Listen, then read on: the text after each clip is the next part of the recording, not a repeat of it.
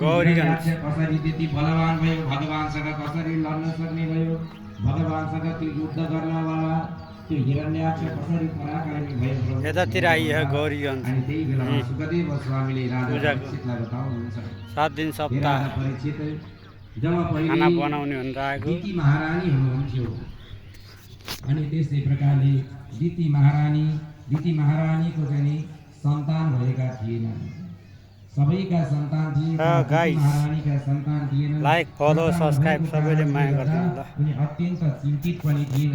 त्यो चिन्तित भएकै हामी यसो अवस्थामा घुमघाम पूर्वकालमा खाना पकाउने अलराउन्ड के भएको थियो त भन्दाखेरि हिरण्याक्ष र हिरण्य मोबाइल नम्बर 9865474961 मा कल गर्नु ल। जहाँ भए पनि हामी खाना बनाउन आउँछौँ। प्रभावले पनि जब दिदीले चाहिँ नि के गरिन् त भन्दा हामीलाई सन्तान छैनन्, यो सन्तान नभएको कारणले गर्दा म अत्यन्त पीडा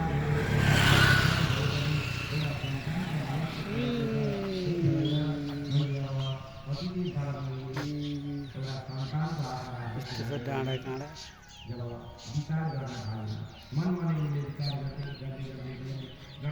गइसकेपछि गाँजाको दाना है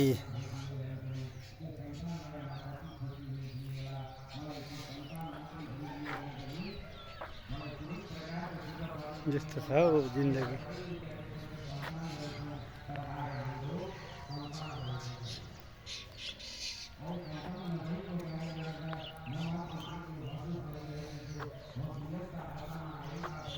ओके बाय बाय।